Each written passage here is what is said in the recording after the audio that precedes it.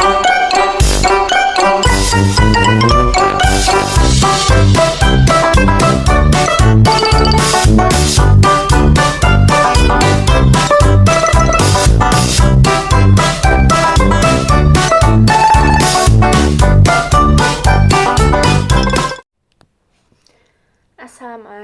warahmatullahi wabarakatuh teman-teman semua. Perkenalkan, nama aku Sofia Suraya. Kalian bisa panggilnya Sophie aja ya.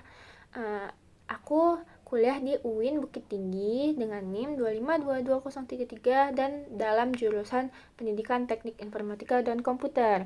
Jadi, video ini ditujukan untuk memenuhi ujian akhir semester pada mata kuliah jaringan nirkabel. Oke, jadi apa kabar nih teman-teman semua? Semoga baik ya. Selamat datang kembali di channel aku yang membahas tentang edukasi yang selalu siap nemenin kamu belajar hal-hal yang keren, khususnya seputar teknologi.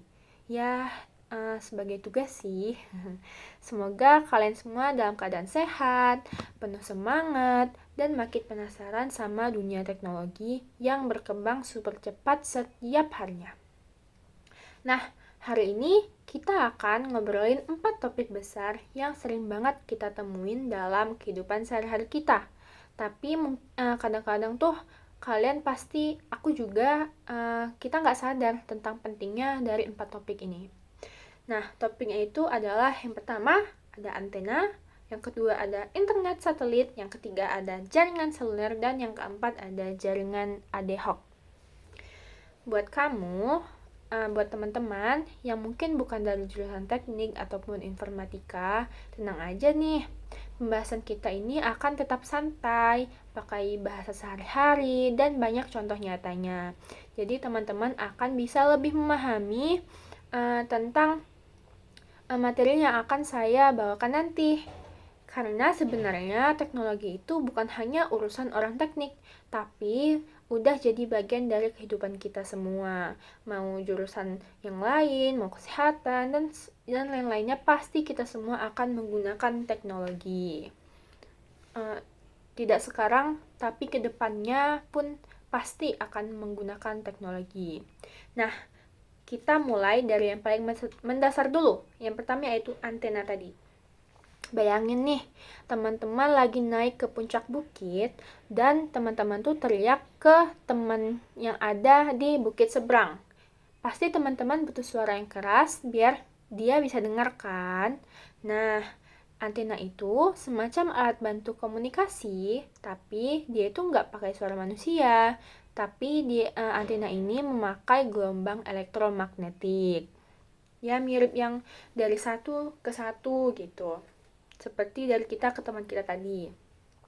Secara teknis, antena adalah komponen elektronik yang bisa memancarkan dan menerima gelombang radio. Dalam proses pemancaran, arus listrik diubah jadi gelombang elektromagnetik. Dan saat menerima, sebaliknya, yaitu gelombang dari udara akan diubah menjadi arus listrik. Apa sih contohnya? Nah, untuk contoh paling umumnya, yang pertama ada antena TV rumah zaman dulu. Yang biasanya tuh ditaruh di atas genteng ataupun atap rumah dan sering diarahin atau disetel arahnya pakai bambu panjang atau kayu biar TV-nya itu muncul siarannya. Lalu yang kedua ada antena radio mobil yang kelihatan keluar atau mencuat di atap mobil, walau sekarang sudah banyak yang built-in. Jadi ada tuh kadang-kadang di mobil Kijang masih ada.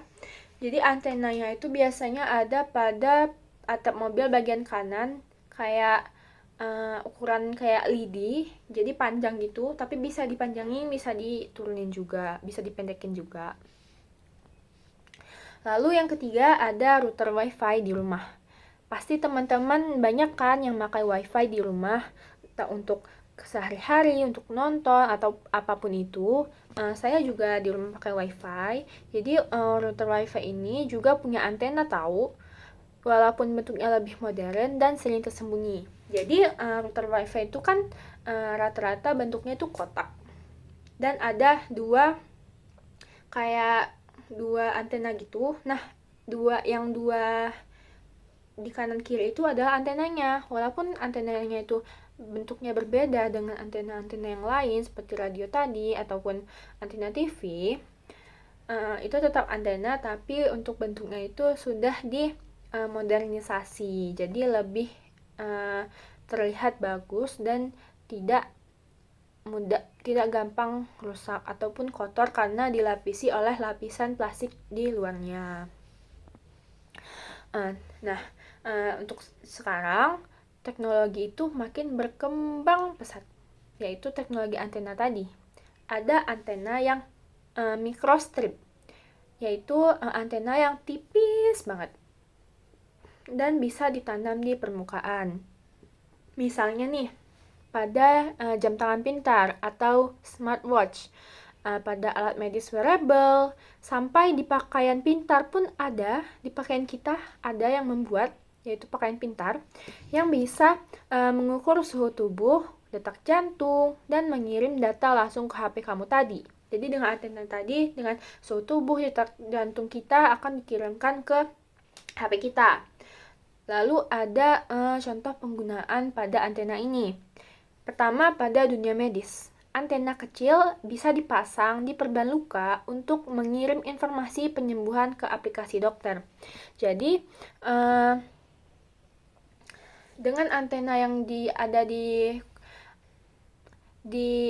perban luka tadi, akan mengirimkan data kepada dokter, aplikasi yang ada pada dokter, dan dokter akan tahu tanpa mengecek bahwa keadaan luka pasien tersebut. Lalu, pada militer, tentara memakai helm dengan antena tertanam untuk komunikasi real time dengan markas tanpa kabel. Jadi untuk helm yang ada antena ini sangat memudahkan bagi para tentara, jadi tidak perlu menggunakan telepon ataupun HP ataupun yang biasa dipakai itu yang tes 1 2 walkie talkie kalau nggak salah namanya. Jadi tidak perlu memakai itu, cukup memakai helm yang sudah ada antenanya, maka tentara tersebut bisa mengirimkan informasi ke markasnya tadi. Lalu pada bidang otomotif, mobil-mobil sekarang tuh udah banyak yang punya antena GPS mini untuk navigasi akurat dan pelacakan. Jadi tuh antena ini sangat berfungsi jika mobilnya itu hilang ataupun dicuri. Jadi kita bisa melacak antena GPS itu untuk mengetahui di mana lokasi mobil kita tadi. Nah, ternyata desain antena juga berbeda-beda tergantung fungsinya. Ada omnidirectorial yang memancarkan sinyal ke segala arah. Omnidirectional ini cocok untuk rumah, untuk kantor, ataupun untuk ruang publik. Tapi, kalau teman-teman itu butuh jangkauan yang jauh, teman-teman bisa memakai antena directional ini. Fokusnya cuma ke satu arah, tapi lebih kuat. Sekarang, bahkan ada smart antena ataupun beamforming, yaitu antena yang bisa mengarahkan sinyal otomatis ke perangkat yang dibutuhkan tanpa harus kamu arahkan secara fisik. Nah, teknologi ini dipakai di jaringan 5G dan satelit modern.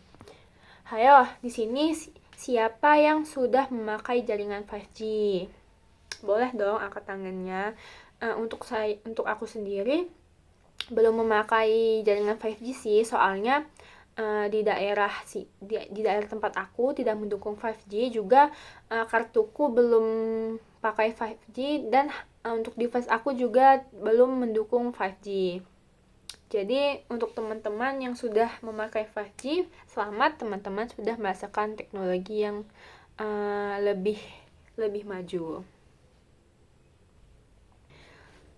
Lalu kalau teman-teman tertarik ke bidang teknik, perancangan antena ini bisa jadi pilihan pada karir juga loh untuk kerjaan kita.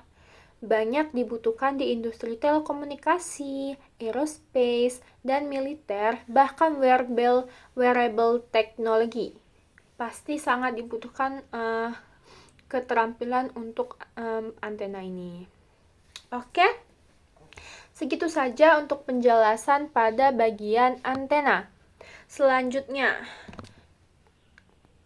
kita akan membahas kita lanjut ke pembahasan yang kedua, yaitu pembahasan internet satelit atau pahlawan digital untuk daerah-daerah yang jauh dari pusat kota. Bayangin nih, teman-teman tinggal di desa yang dikelilingi gunung atau di pulau kecil yang nggak ada akses kabel fiber optiknya. Mau pakai wifi rumahan biasa nggak bisa. Nah, disinilah internet satelit jadi jawaban. Jadi, internet satelit ini sistemnya itu unik. Teman-teman punya parabola kecil di rumah atau VSAT yang terhubung langsung ke satelit di luar angkasa. Jadi, satelit ini akan menghubungkan teman-teman ke jaringan internet global.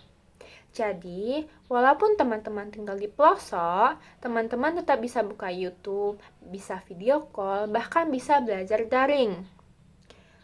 Tapi, karena jarak sinyal dari bumi ke satelit itu jauh banget ya, bisa sampai sekitar 36.000 km kalau pakai satelit geo, maka akan muncul yang namanya latency atau jeda waktu antara teman-teman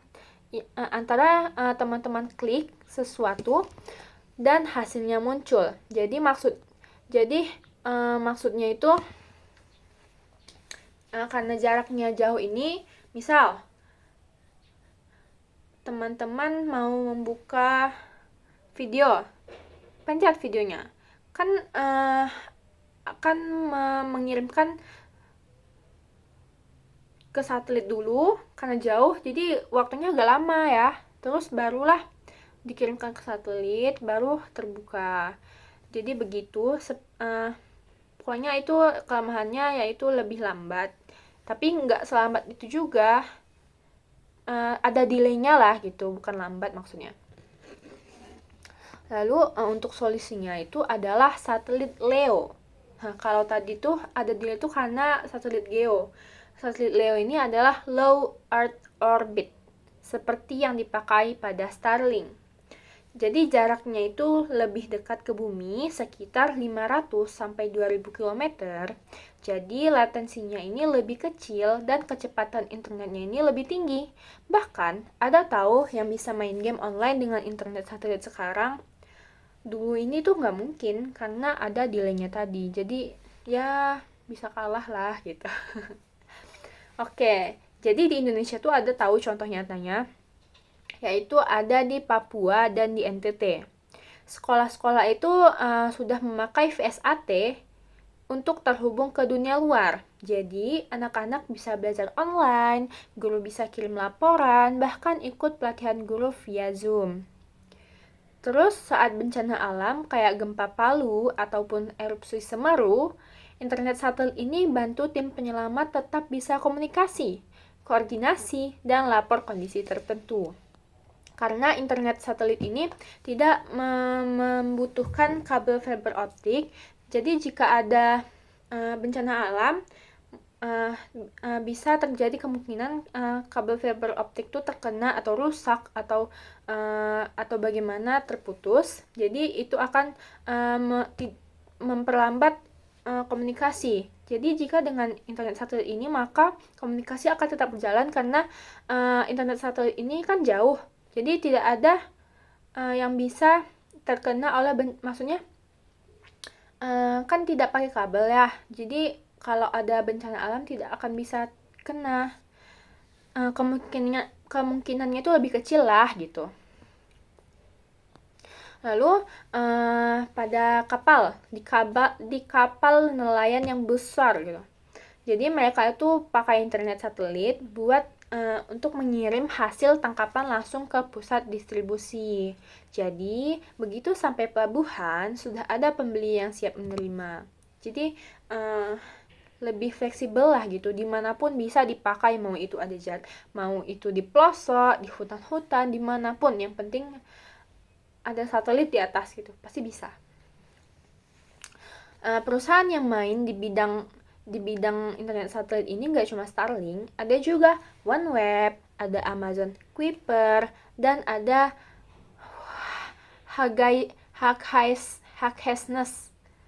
Hawkesnet gitulah.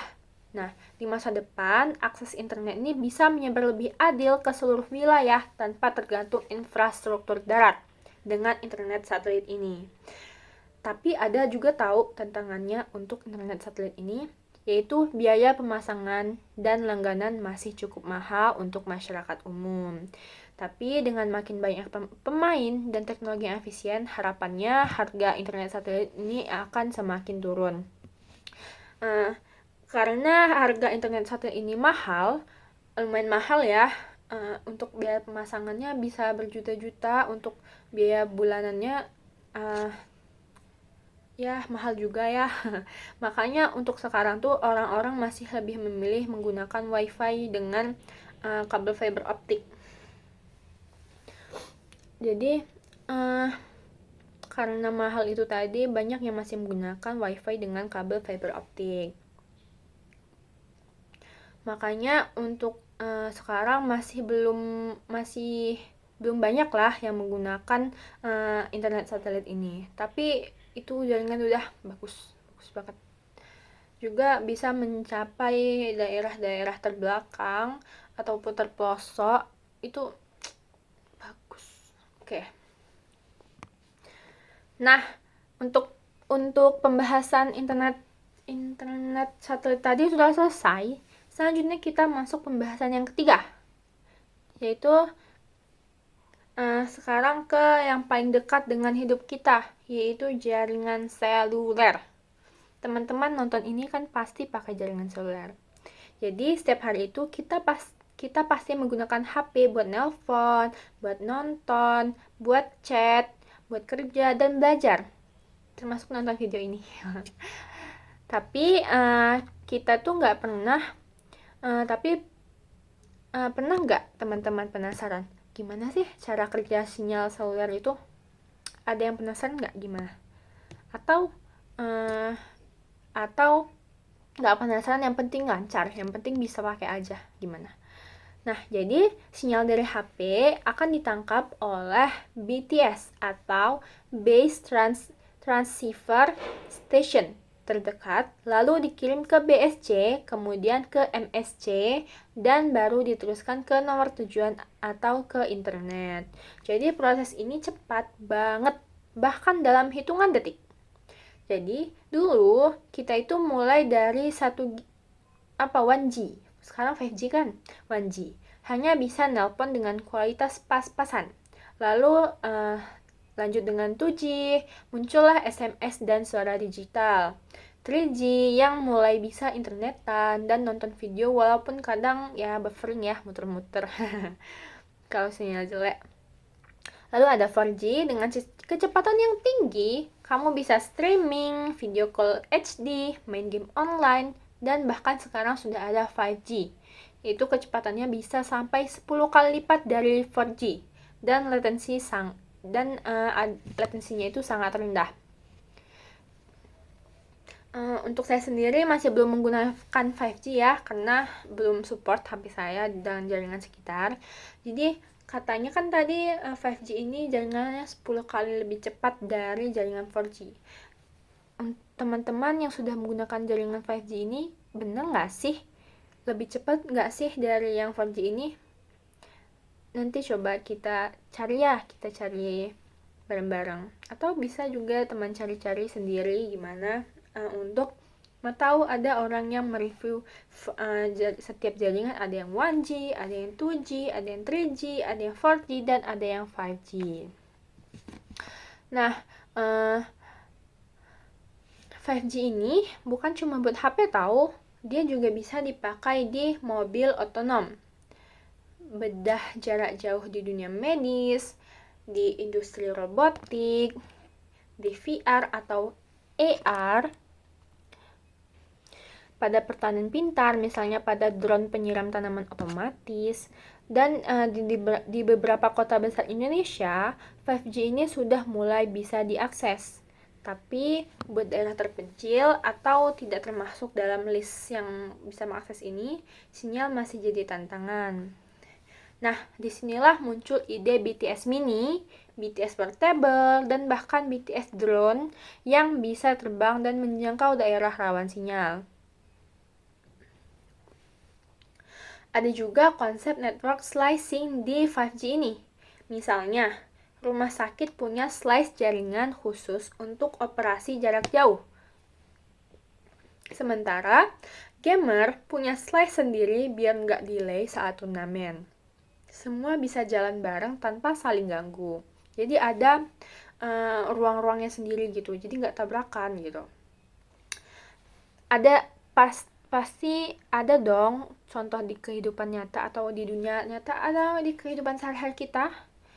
Yang pertama, ada petani bisa kontrol alat panen lewat HP. Jadi alat panen ini otomatis bisa kita kontrol lewat HP. Oh, tumbuhan aku yang ini udah mau panen nih, jadi kita bisa fokus untuk membuat tanaman ini agar cepat panen gitu. Lalu ada pedagang kaki lima bisa terima pembayaran cashless. Untuk zaman sekarang sudah banyak ya, bisa menggunakan QRIS dan lain-lain, transfer atau apapun itu. Tapi biasanya sekarang tuh banyak yang menggunakan QRIS ya. Jadi satu QRIS ini bisa untuk berbagai aplikasi. Misalnya ada satu QRIS, Bu, aku mau bayar nih Bu, tapi cashless ya. Oh bisa dek, ini scan aja gitu. Misal ada 5 pelanggan, satu pelanggan pakai ShopeePay, satu pakai M-Banking Brimo, satu pakai BSI, Bayon, ada yang pakai Dana, dan ada yang pakai GoPay. Jadi dengan satu QRIS ini kita bisa menggunakan berbagai macam platform untuk kita membayarkan makanan kita tadi pada pedagang kaki lima. Jadi pokoknya dalam satu QRIS itu bisa ditransfer dari manapun, dari mana saja gitu. Jadi tidak ada batasannya dari mana sajanya.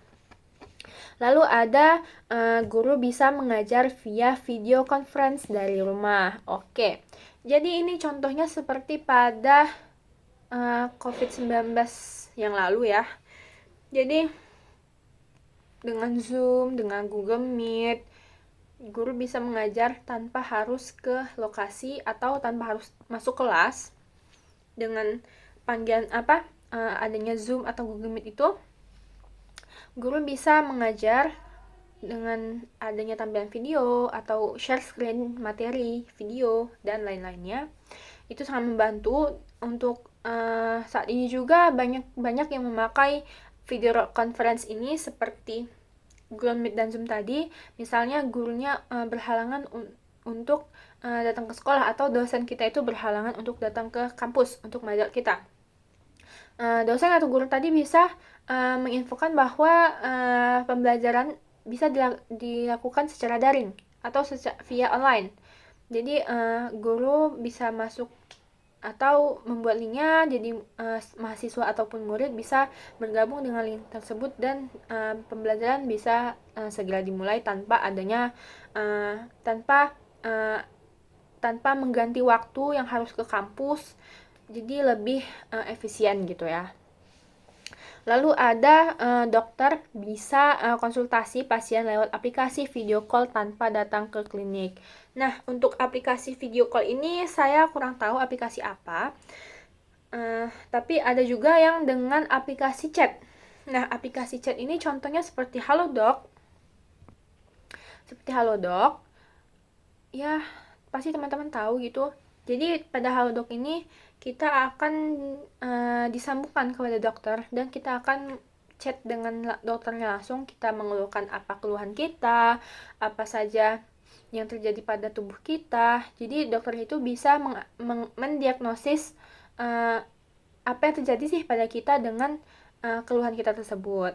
Jadi ini sangat membantu, apalagi untuk yang tengah malam atau yang urgent banget nih. Loh, kok badan aku bentol-bentol, ini kenapa ya? Kita bisa langsung tanya ke aplikasi dokter tadi. Lalu ada jaringan seluler. Jaringan seluler ini juga bagian penting dari pembangunan ekonomi digital. UMKM, startup, dan e-commerce semua bergantung pada konektivitas seluler. Oke, jadi itu pembahasan dari jaringan seluler kita tadi. Selanjutnya kita masuk pembahasan terakhir, yaitu pembahasan keempat. Pada pembahasan keempat, yaitu topik terakhir kita, yaitu jaringan ad hoc. Nah, jaringan ad hoc ini apa sih?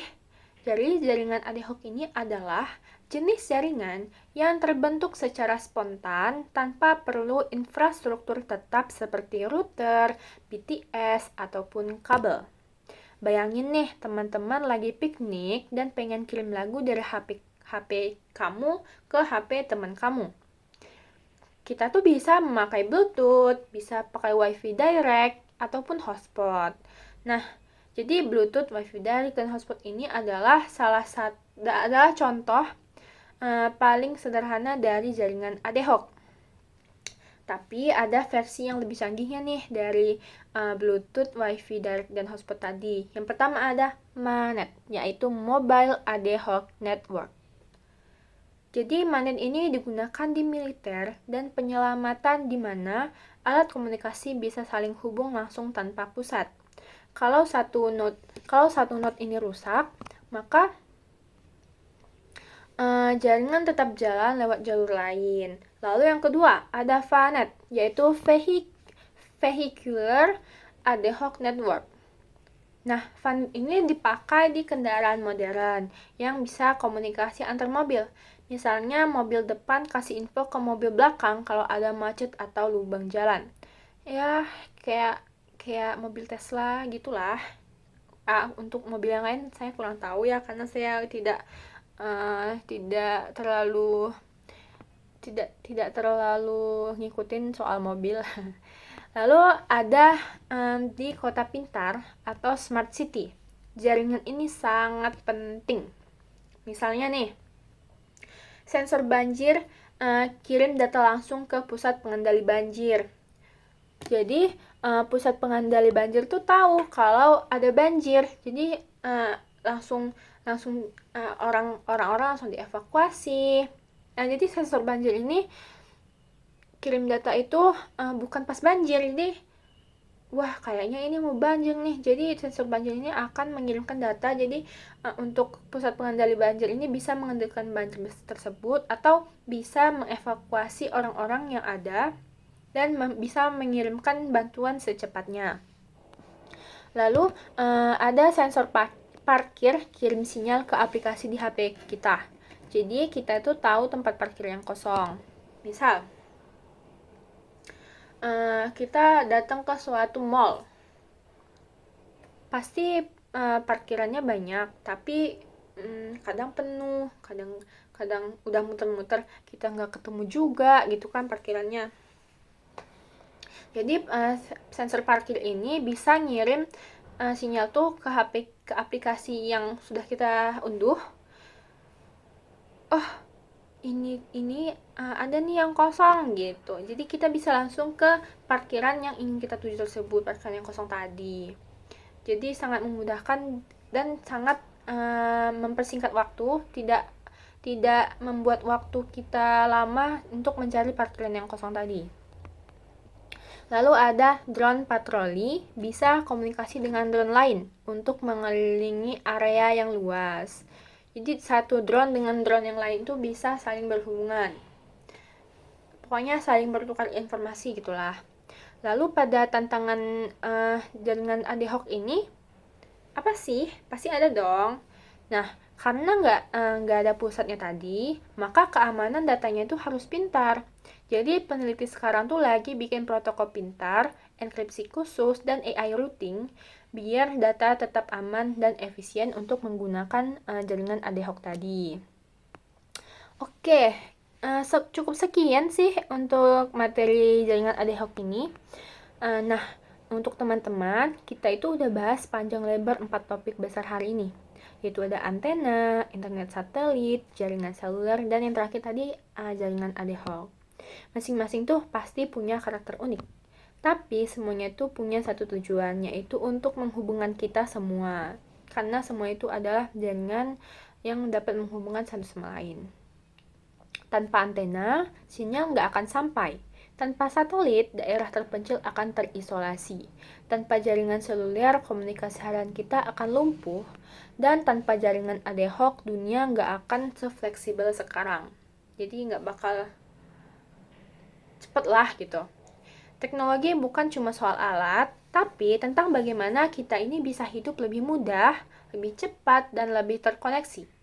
Yuk, kita harus terus belajar, karena masa depan kita itu bakal semakin bergantung pada seberapa baik sih kita memahami teknologi. Karena semakin berkembangnya zaman, semakin pula teknologi ini berkembang. Teknologi ini tidak berkembang 1 jam, 2 jam, tapi setiap detik teknologi ini pasti berkembang. Jadi kita ini harus melek terhadap teknologi terbaru dan jangan sampai ketinggalan untuk teknologi terbaru tersebut. Nah, kalau teman-teman merasa video ini bermanfaat, jangan lupa di like, di comment, and share. Kalau nggak mau sih, nggak apa-apa juga sih. Dan tentu saja, boleh juga subscribe ya, supaya teman-teman nggak ketinggalan lagi video tugas. Yang pasti video tugas tentang edukasi lainnya. Terima kasih banyak untuk teman-teman yang sudah menonton sampai akhir video ini. Sampai jumpa di video berikutnya kalau ada tugas lagi. Assalamualaikum warahmatullahi wabarakatuh. Dadah.